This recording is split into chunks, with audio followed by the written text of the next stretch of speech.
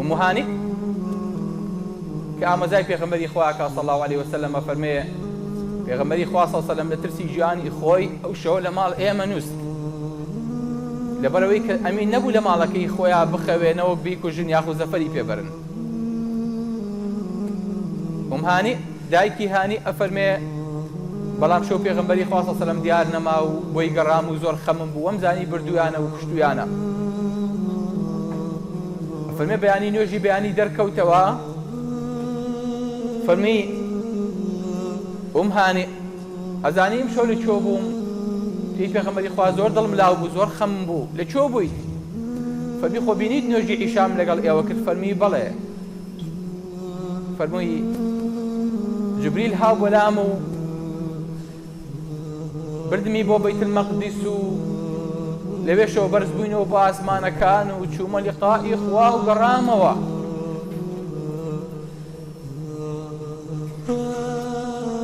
ئافرەتێکی مسلمانی کە سوکاری پێغەمبەری خوا صلی الله علیه وسلم بێنە بەر چاوی خۆت کە چۆن پەرۆشی سومعەی ئەم پیاوەیەتی چەند خەمێتی خەڵک پێی نەڵێتەوە درۆزن، خەڵک پێی نەڵێ وانە بوو. ئەم پیاوە کە بە درێژایی تاریخ ناوی بەڕازگۆ دەرکردووە، خەڵکێکی بوو دەڵێنن حیا و شەرەف و ئابڕوویە بن، بەڵام لەولاوە خۆیت دەکێنێ وازانێ هەر ئەویش نەبووە، بە خەیاڵ یان نایەت. بەڵام خەڵکی خاوەن عیزەت و خەڵکی ڕازگە و خەڵکی مرد و خەڵکی پاک و خەڵکی چاک ئەگەر یەکێ پێی بڵێ درۆت کرد ئەمرێ. لەبەرەوە زۆر لەسەری قورسە، بۆیە ئەمهانی زۆر خەمی شخصیەتی پێغەمبەری خوایەتی صلی الله علیه وسلم. فەرمێی پێغەمبەری خوا ئەم قسەی لای من کردن مەیکە، یعنی معجزەی ئیسرا و میعراج بۆ سەردەمی خۆی لەکەیەکی گەورە بووە، عەیبێکی گەورە بووە، عارێکی گەورە بووە. کەسێ بە دوای درۆ دەلەسێ ئاگەڕابێ پەنای بۆ نەبردووە، لەگەڵ عەقڵی خەڵکە ئەوەی خەڵک باوەڕی پێکردووە ئەمیش هەر ئەوەی وتووە نەیتوانیوە لەم جوغزە دەرچێ. پێغەمبەری خوا باسی چی ئەکا؟ ئەم شەو لای ئێوە بووم نوێژی ئیشام کرد چوومە بەیت المەقدس، بە مانگێک ئێمە کاروانی بۆ بەڕێخەین و حوشتر نایگاتێ، لێشەوە چوون بۆ ئاسمانەکان و هاتمەوە و ئێستش نوێژی بەیانیە پێغەمبەری خوا لای منە. لا إله إلا الله. فەرمێ ئەم هانیە فەرمێ پێغەمبەری خوا ویستی بچێتە دەرەوە، منیش کراسەکەیم گرت کەسێ دەکەم سکی قوپاوە بەیەکە. ئەی پێغەمبەری خوا قسەی لای من کردە لای کەس مەیکە. سبحان الله. بەڵام ئەبێ بیکات فەصدع بما تؤمر، ئەوەی پێت وترا بیڵێ و بیکە. ئەم دینەی تۆ ئەی محەممەد بۆ ئەبوو جەهل و ئەبی لەهەبی مێشک و عەقڵ بچووک نییە. خەڵکی بەیانی دروستە بن، فەزا ئەبینن، دنیا ئەبینن. هێشتا ماوە فەزا، هێشتا ئێمە لە بیدایەتەکانی هەنگاوەکانی ئاسمانەکانە، هێشتا لە چۆمانە جیلی تر دێ ئەبێ ئەم حەدیسە وەم ئاەتانی پێغەمبەری خوا صلی الله علیه وسلم سەرمێنن. پێغەمبەری خوا صلی الله علیه وسلم بچێتە لای مەککە، بچێتە لای کەعبە دانیشێ، ئەبوو جەهل دێ ها محەممەدی چێە؟ شتی تازە هەیە؟ هەموو ئەقلێک هەموو خەڵکێکەڵێ نەکەیت، زمان ئامان کورە نەیڵێیت، کورە باسی چی بۆ ئەو خەڵکاکەیت؟ کورە ئەمە 1400 ساڵ لەمەوە پێشە لە بیابانێکە محەممەد باسی چیەکەیت؟ کورە نەکەیت، باسی نەکەیت، کورە دەمە دەرم نەچێ بۆ ئەمهانیش بڵێ لای کەس نەیژێڕێتەوە. هاو بەدەم تاڵ تەواو خۆت و خوا بیزان کاکە قسەیە گۆشتی پێ نەگری بۆچی گۆشتی پێدانەی؟ لەگەڵ ئەقڵی خەڵکە ئەوە قسە بکە کە باوەڕێ پێکەن، با خوا و پێغەمبەرەکەی بە درۆ نەکەوێتەوە. ئەفەرمێ بەڵێ شی تازە هەیە. فەرمێ بەڵێ چییە؟ فەرمێ ئەم شەو چوون بۆ ئاسمانەکان. لەکوێوە؟ لە بەیت المەقدسەوە.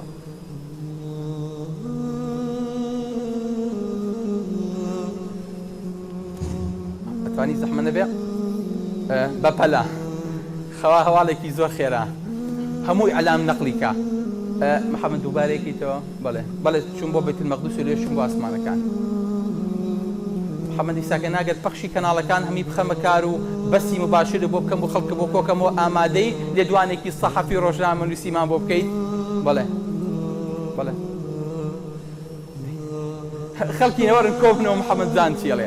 یەکەم جارە ئەبوو جەهل خەڵک بۆ پێغەمبەری خوا کۆکاتەوە ساڵ سەکەم. بۆ چکامە لە عەقڵاجی نابێتەوە بە هیچ شێوەیەک ئەزانێ هەر کەسێ جۆی لەمە بێ بە ئەبوو بەکری شۆ مرتەد دەبێتەوە جارێکی تر ئەڵێن هەر درۆ بەدەم ئەرزەوە ئەوە بەدەم ئاسمانی شۆوە ئیتر لەوە زیاتر درۆ چی بکە ئەتانێ بڵێ چی ئەم محەممەدە ئەتانێ چۆن پەشیمان ببنەوە لێی ها دەوەرە بزان ئەڵێ چی کاکەوەرە بخۆ ئەوە من وەرە محەممەد فەرمووی بزانم ئەڵێ چی دەی باسی کە بزانم ئەوە هەموو خەڵکی قوڕەیشۆم و بزانم پێیان ئەڵێ چی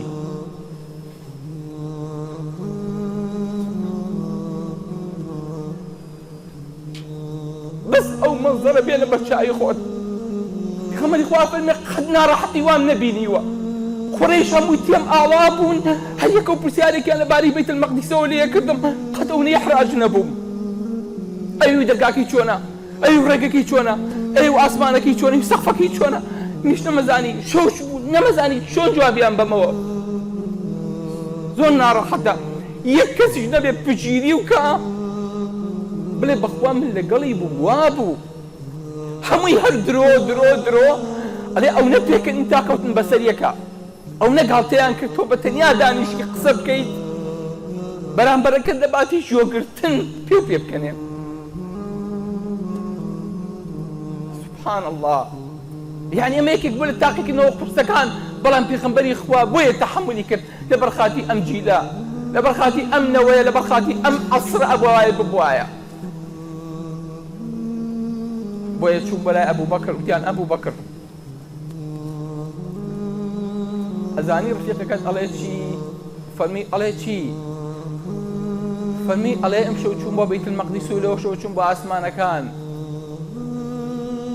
ئەبوو بەکر زانی ئەمانە لە درۆ کۆڵ نادەن بەڵام زانی خۆشەویستەکەشی درۆ ناکە چکە تەجروبەی 40 ساڵی لەگەڵیا هەیە فەرمووی ئین کانە قالە فەقەد صەدەق ئەگەر ئەو تبێتی ڕاستەکە ئەگەر ڕیوایەتەکە وابێ کە بە من گەیشتووە لە دەمی محەممەدەوە کەوت بێ ڕاستەکە بەڵام باوەڕ بێوە ناکرد یعنی ئەو نە قورس بوو ئەبوو بەکر نەی وایە وتی ئەگەر ئەو تبێتی وایە ئەژنان فعلا لە عەقڵی ئەبوو بەکرە لەو عەقڵە گەورەیە جێی نابێتەوە سبحان الله خۆ ئەم کردنوێژی ئیشای لەگەڵا کرد دەنگ و باس نەبوو هیچ نەبوو باسی هیچی نەکرد ئێستا ئەمە چۆن و کەی ڕوویدا بەڵام ئەگەر محەممەد وتی بێتی ڕاستەکە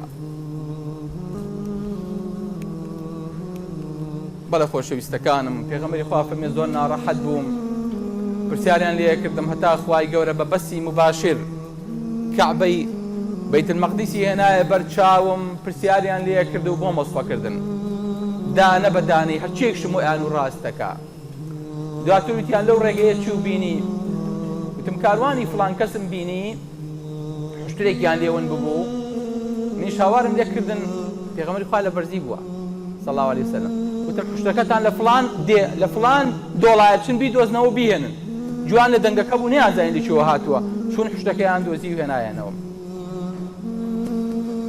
دوایی بەلای کاروانێکی ترا تێپەڕیم نووسە بوون ئاویان دانابوو پڕیان کردبوو ئەو کەسانی کە ئەچن بۆ فەزا زۆر تینوانە بێ زۆر پێویستیان بە شلەمەنی هەیە ئەفەرمێ منیش سەری کوپەکەم لادا و خواردنمەوە و دوایی سەرەکەشی نارێەوە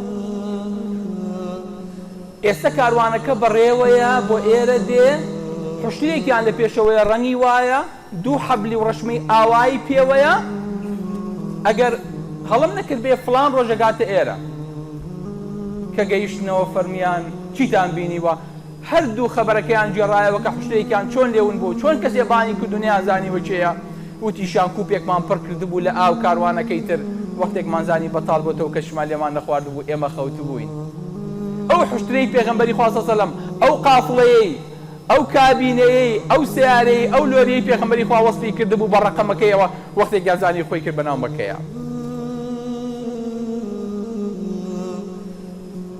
بەڵام بەداخیشەوە لەگەڵ ئەمەشا خەڵکێکی زۆر مرتەد بوونەوە چکە ئەم حادیسەیە لە عەقڵ و لە مێشکیانە جێی نەبەوە